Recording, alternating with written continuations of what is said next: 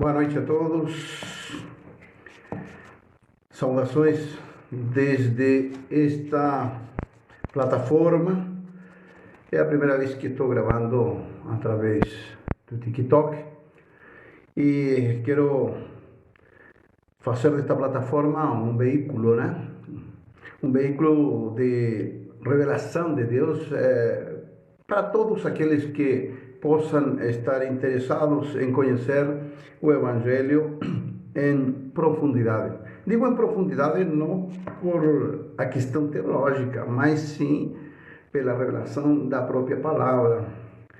E quero falar de uma palavra aqui em Efésios capítulo 1 e espero que possam pôr atenção para poder falar com tranquilidade e falar com claridade para todos vocês.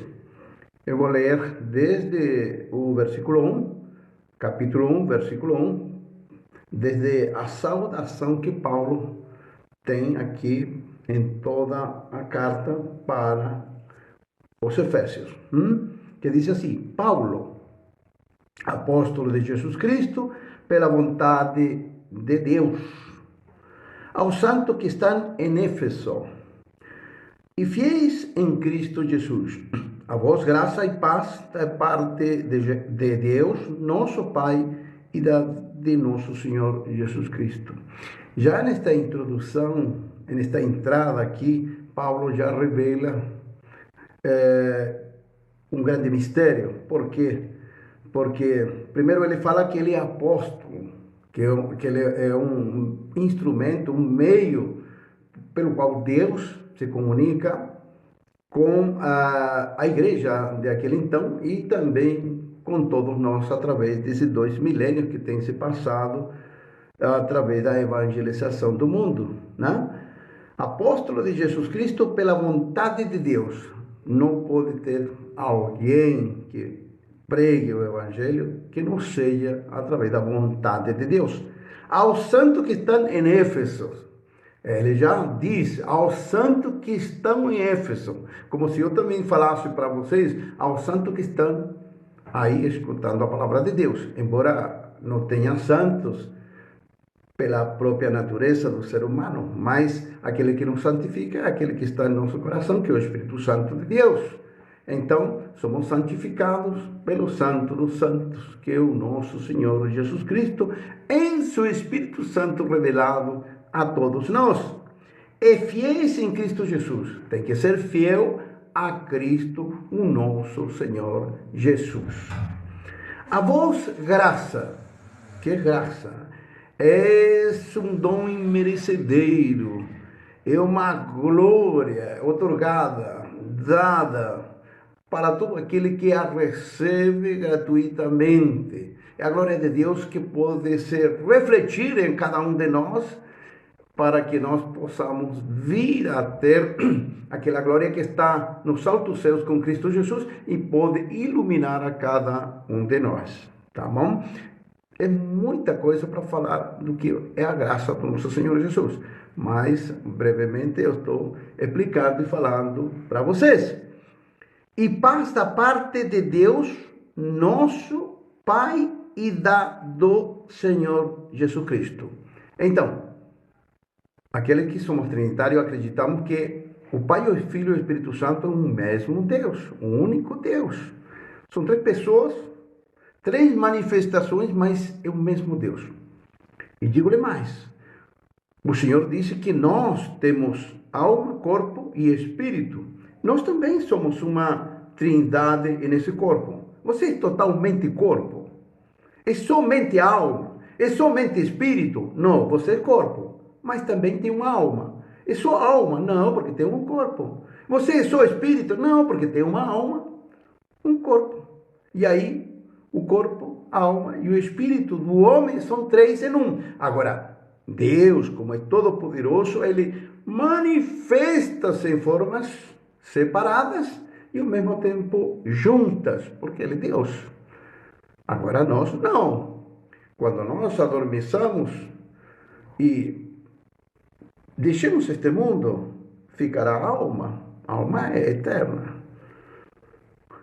O espírito do homem é uma coisa, a alma é outra e o corpo é outro. A alma é a estrutura corporal espiritual, a estrutura corporal espiritual do homem. O espírito, aquilo que aviva a alma, tá bom?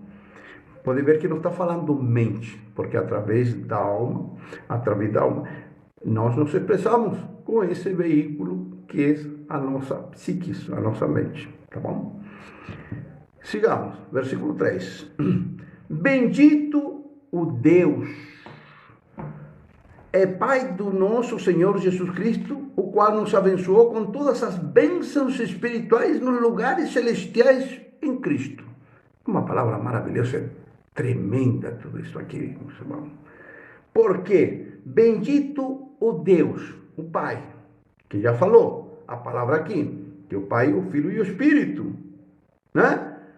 O Deus e Pai de nosso Senhor Jesus Cristo. Alguns não lhes cabe no entendimento, na compreensão, no discernimento, como a palavra dizendo que ele é Pai de Jesus Cristo, pode ser um só com Cristo e Cristo é Deus. Quando Cristo se manifestou ao mundo, é Deus que manifestou-se ao mundo, no meio de seu povo Israel, depois a toda a criação, quando ele entregou seu Espírito na cruz, e assim ele subiu sobre todo o poder, potestade, principado, império, tanto espiritual, né? Porque tem aqueles impérios que caíram lá no tempo que Deus expulsou Satanás do paraíso, e tem aqueles anjos bons que estão com Deus. Então, potestade, principado, império, alturas, larguras, profundidades, também tem de Deus, e tem outras que caíram. Digamos assim, Deus manifestou-se a toda a criação num corpo, manifestou-se no seu corpo, que é o templo, o santuário eterno de Deus vivo. Manifestou-se e ele veio ao mundo, ele estava antes de toda a criação, ele fez tudo o princípio foi por meio dele, tá bom? Mas ele manifestou-se para concluir, para realizar, para fazer a obra no mundo material, para poder resgatar o que tinha caído, o homem caído, o que tinha se perdido. Então, nele, no corpo dele. Por que no corpo dele? Porque a criação caiu em corrupção, em vaidade, que é aquilo que significa que aquilo que não permanece, ela caiu em corrupção e Deus colocou Adão e Eva nessa criação corrupta, onde eles faleceram, morreram, e todos os demais que vieram através dos séculos e milênios, eles faleceram. Por quê? Porque por eles próprios veio a corrupção ao ser humano e pelo mesmo a toda a criação material. Tá bom? Então, Cristo para resgatar não somente o homem, mas o que tinha se perdido, porque se Deus não tivesse manifestado-se em corpo aqui na terra e em espírito, o que tinha se perdido, a essência da matéria, teria ficado fora da criação. E Deus a resgatou nele.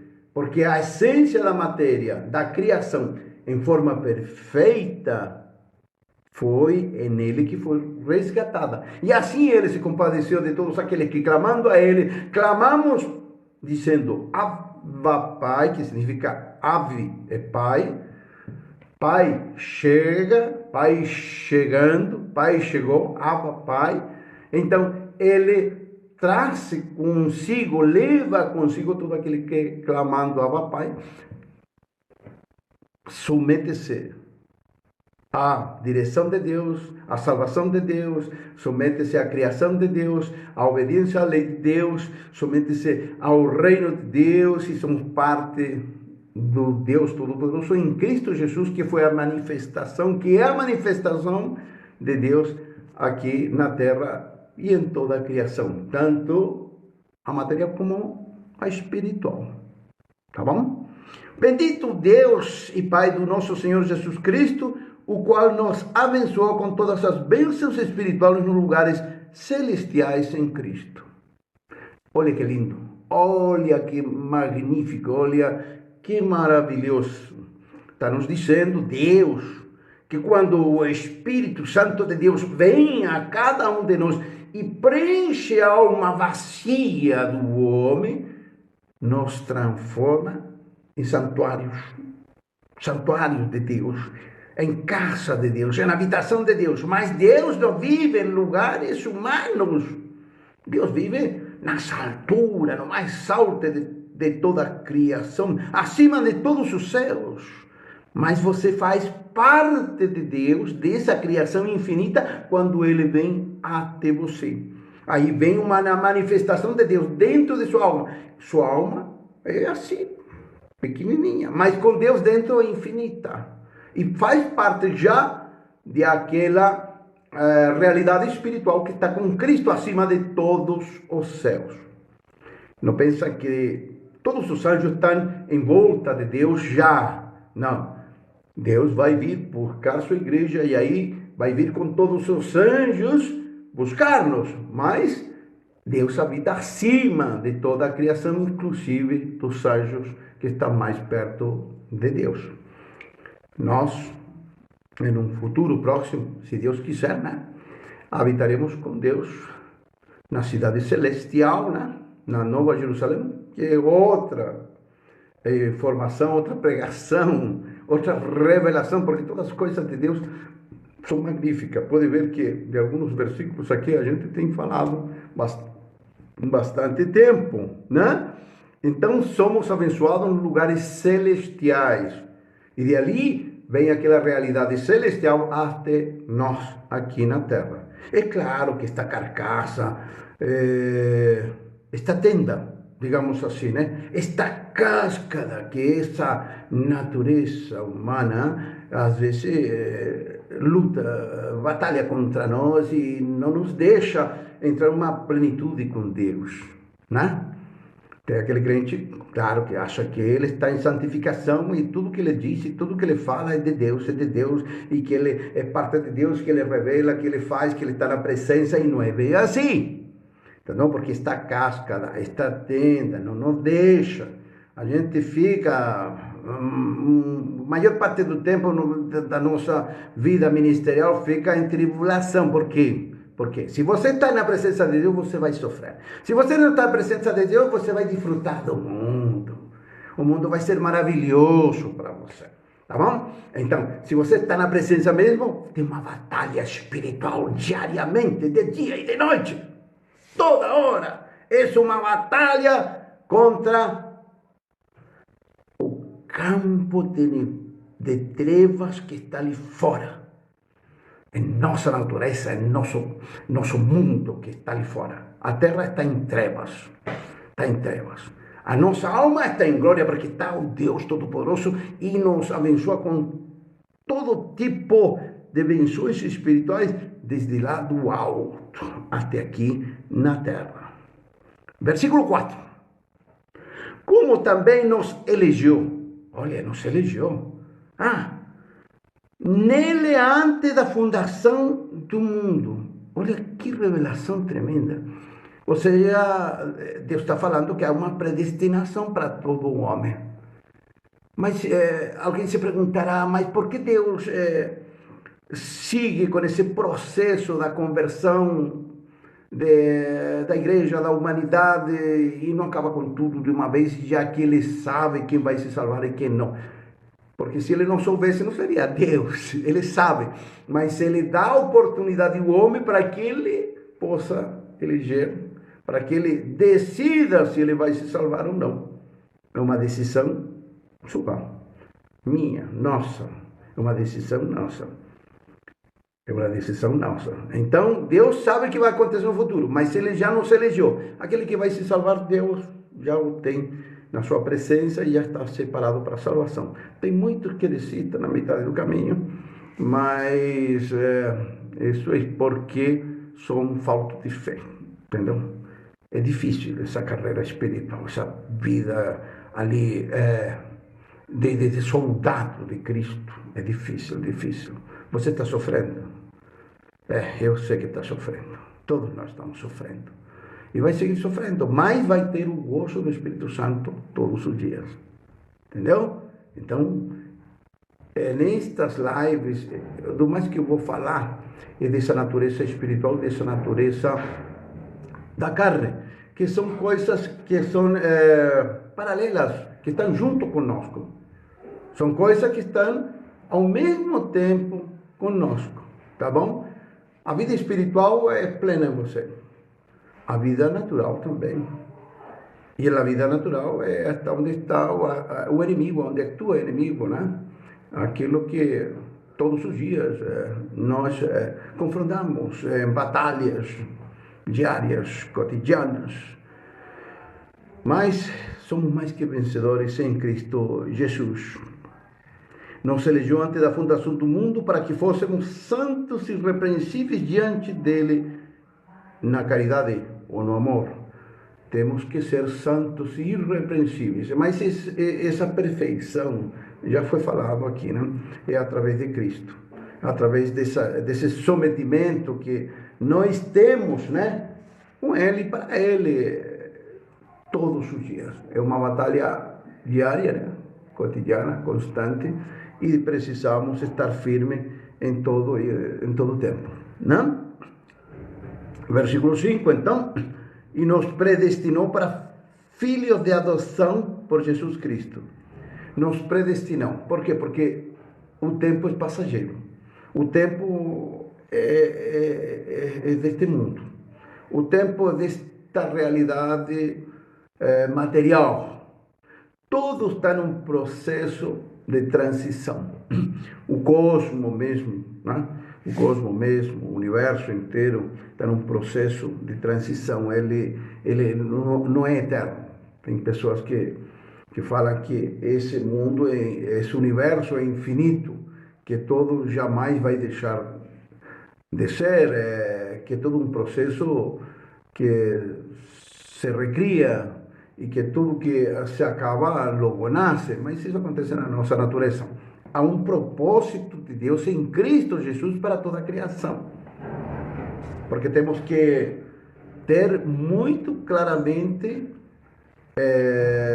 consciente de que tudo que existe é para um propósito maior. E esse propósito maior é na perfeição de Deus. Por que Deus criaria algo que vai deixar de ser? Por que Deus criaria você para que vivesse 50, 80 anos e depois falecesse e não ficasse nada de você naquela terra? Porque nada no homem perdura, permanece nem prevalece. Mas Deus criou nele, em Cristo Jesus, a eternidade perfeita. Então, em Cristo, somos predestinados para viver na perfeição, além de esta realidade. E nos predestinou para filhos de adoção em Jesus Cristo. Por que filho? Porque filho tem que ter um pai e uma mãe. E aqui, no caso, a igreja seria como uma mãe, né? E o pai nos gerou em Cristo Jesus dentro da igreja, tá bom?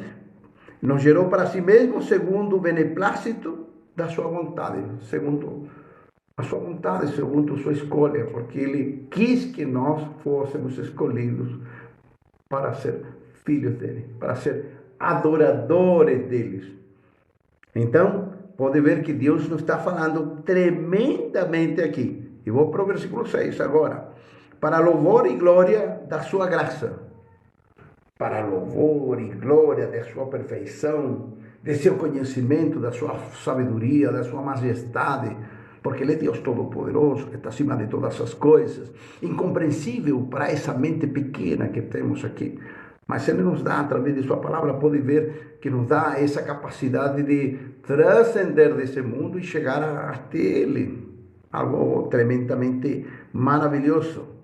E para louvor e glória de sua graça, pela qual nos fez agradáveis a si no amado. Quem que é o amado? É Cristo.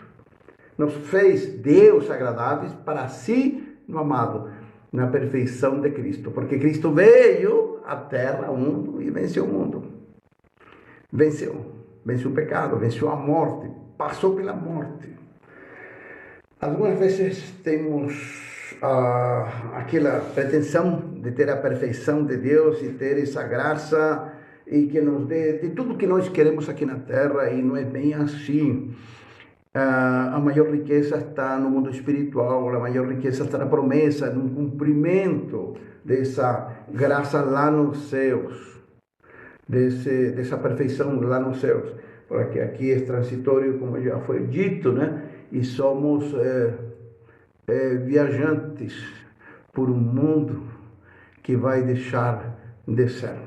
Antes você era menino, deve ter, talvez venha a ter alguns meninos, alguns meninos escutaram essa palavra, outros, alguns jovens, alguns adultos, alguns velhos, né? Eu me lembro de todo o meu tempo, desde criança até o dia de hoje. Mas as riquezas que eu tive de Deus, essa sabedoria que Deus nos está dando através de sua palavra, né? Porque essa sabedoria, esse conhecimento é para todos nós, para que possamos alimentar e estar preparados para o tempo da sua chegada, da sua vinda. E nós temos que preparar a nossa natureza, né? O nosso corpo devemos deixá-lo limpo, resistente a atrocidades do pecado, para que o Senhor possa encontrar a nossa casa limpa, o santuário dele limpinho, para que nos possa levar com ele na sua glória, para que o amado Cristo Jesus possa fazer a sua obra em cada um de nós. Em quem temos a redenção pelo seu sangue. Mas um mistério. Para que tenhamos em quem temos a redenção, ou seja, a limpeza de nossos pecados, o perdão de nossos pecados, né? Pelo seu sangue. Por que o sangue? Porque na lei, o sangue tem um significado enorme. Não estamos a tempo na graça, porque temos que falar da lei? Porque a Bíblia é Antigo Testamento e Novo Testamento.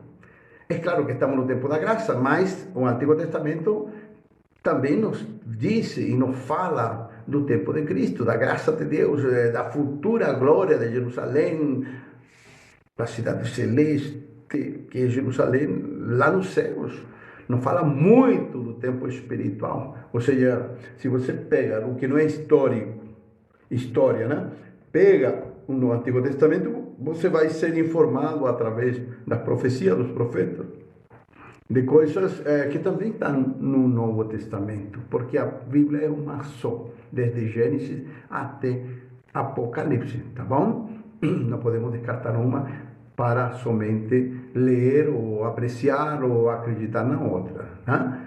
É o testemunho de Cristo através do Antigo Testamento, da lei dos profetas e de Cristo Jesus, que veio no tempo quando ele se mostrou ao mundo, quando ele se manifestou no Verbo aqui na terra, em quem temos a redenção pelo seu sangue. O sangue, então, na lei significava a vida do animal que era sacrificado. Dizendo assim, o sangue de Jesus significa o espírito dele no corpo dele. Assim como na lei o sangue significava a vida do cordeiro ou dos animais que podiam ser sacrificados ali no altar, né? O sangue significa o que rega, o que transita por dentro do corpo e dá vida ao corpo. E esse sangue derramado era, no tempo da lei, derramado significava assim que ele derramado se matava o sangue dos inocentes animais, né? Que não podiam salvar, mas era uma tipologia, vamos dizer assim, né? Era uma mostra do que viria a ser com Cristo. Então, esse sangue era a vida do animal que, saindo dele, passava a purificar as maldades do homem, o pecado dos primogênitos do homem. Então, esse sangue perdoava os pecados do homem, né? Assim, o sangue de Cristo derramado perdoa os pecados daquele que se arrepende diante da face do Senhor. Ou seja, o Espírito de Deus derramado na terra, que é seu sangue, é aquele que nos lava de todos os nossos pecados. Porque ele saiu do corpo santíssimo de Cristo, Quando o sangue de Cristo saiu dele, significando assim que o espírito dele saiu do corpo do Filho de Deus, do próprio Deus, e passou à matéria, à terra. Se o sangue de Cristo não tivesse sido derramado, jamais teríamos tido o Espírito Santo nas nossas almas. Porque o Espírito Santo que se manifestou nos profetas, pairava sobre os profetas, poderia estar sobre os profetas, porque até a palavra diz que alguns profetas como Jeremias, já antes de nascer, já estavam iluminados, estavam cheios de Espírito, mas o Espírito deles não estava como em nós. Por que não estava como nós? Porque não estava aberto o caminho ao santuário. Não tinha templo, não tinha santuário em Cristo. E depois, no dia de Pentecostes, quando ele derramou, o Espírito Santo fez lá nos céus e fez em nós, né? Preparou moradas para ele morar. Então é diferente, tá bom? Então esse sangue significa o Espírito de Deus que já está em nós e nos lava de todos os nossos pecados. Espero que não tenha ficado meio complicado, mas se pode falar muito desse assunto. Em quem temos o perdão, a redenção pelo seu sangue, a remissão das ofensas dos pecados, segundo as riquezas de sua graça, que sua graça é infinita. Tudo podemos tomar de Deus, Ele nos entrega tudo, tudo. Nem todo o ouro do mundo, nem todo o ouro do sistema solar, do universo, da criação, nem todas as riquezas aqui na Terra, no cosmos, até os confins, no primeiro, nem no segundo, nem no terceiro céu. Todas as riquezas de toda a criação, tanto física como espirituais, não se podem comparar. Não se podem comparar a essa graça dada por Deus, a esse Espírito Santo é entregue imerecedoramente, né? Da parte nossa, não? E por Deus, para nós, para termos essas riquezas insondáveis dentro de cada um de nós. Então, pode ver que os mistérios de Deus se revelam de uma forma extraordinária, de uma forma tremenda, de uma forma que você não pode entender, não pode compreender, não pode sondear, não pode nem sequer imaginar. Nem toda a imaginação nossa, minha, sua, da humanidade inteira, de hoje, do amanhã, do passado, de todo sempre, poderia se imaginar essa graça, esse poder, essa majestade, essa sabedoria, esse esplendor, esse Deus Todo-Poderoso. O que nós vamos receber a seu tempo é algo tremendo, meus irmãos. Insondável, imaginável, incrível. Povo, idiota é o mundo porque não clama ao Senhor, não vive nessa graça, nesse espírito de vida, porque é só clamar que o Senhor te dá tudo na tua mão. É claro que é difícil, porque você deve renunciar a essa natureza e entregar-se a Ele. É difícil que alguém possa receber toda essa graça se não renuncia a esse mundo. Esse mundo tem que ser deixado de lado. Não quer dizer que você tenha que sair do mundo, ou que você não tenha que aproveitar a coisa que a vida te dá nessa terra, nesse mundo transitório. Não, quer dizer que você não lhe dê importância como lhe deve dar a importância a essa glória de Deus que está lá nos céus e também em você, porque essa graça já nos pertence, porque Ele nos dá em abundância, que Ele fez abundar para conosco, versículo 8, em toda a sabedoria e prudência. Prudente, temos que ser prudentes, meus irmãos. A gente tem que andar de fininho, com cuidado, sabe, caminhar por essa terra, cuidando-nos que o inimigo não nos engane, que os dardos inflamáveis do inimigo não nos possam desviar da presença e gloriosa majestade do nosso Senhor Jesus Cristo, porque Ele fez abundar todo esse poder em cada um de nós, mas o diabo tem inveja. E sabe por que o diabo quer dominar o mundo? Porque o diabo, através dos milênios, sempre quis enganar o homem, que o homem se perdesse. E porque ele faz tanto mal, não é por si acaso não, não é por acaso não. O diabo quer dominar a matéria, porque quando Deus o expulsou de lá do céu, do jardim do Éden, por enganar o homem, Deus o expulsou e o despojou de tudo. Ele não tem nada. Ele caiu no mais profundo dos abismos. E ele, para ter contato com a realidade que nós vivemos, na qual nós existimos, e que muitas vezes nós despreciamos esse mundo porque temos essa realidade espiritual, para o diabo e para os demônios essa realidade é um paraíso, porque não tem nada. Então, porque vai aparecer a besta e o falso profeta tem trabalhado através dos séculos para dominar esse mundo, porque ele quer a manipulação dos elementos, e ele não pode fazer isso a não ser através do domínio da alma do homem. Somos portais eternos. As nossas almas são porta para a eternidade. Cristo entra por aqui. O diabo quer, sabe o que o diabo quer? A alma do homem. Porque é um portal para outra realidade. Deus fez em cada um de nós um templo. Tem aqueles templos habitados, né? Aqueles templos habitados que são aqueles que têm o Espírito Santo de Deus, aqueles que temos a Deus no nosso coração. E tem aqueles que têm o templo também, já foi feito o templo, a alma dele é um templo, mas está desabitado, Deus não está. E se não está habitado é porque esse alguém não se entregou a Deus, não clamou a Deus, tá bom? Não é por culpa de Deus, Deus chama a todos, né? Há um templo habitado e um templo desabitado, que é algo tremendamente extraordinário, tá bom? Seja um templo habitado, seja um templo para que seja casa, santuário do Deus vivente, o nosso Senhor Jesus Cristo. Ou seja, o Espírito Santo dele, do Pai, de Cristo, que está em cada um de nós. O sangue de Jesus, o sangue e a vida de Jesus em todos, cada um e em cada um de nós. Bom, por hoje ficamos até aqui. Espero que todos tenham sido edificados,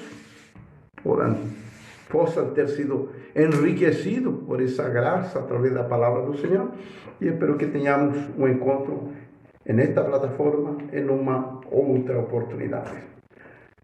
Abençoado seja a paz de Jesus para todos. Glórias a Deus.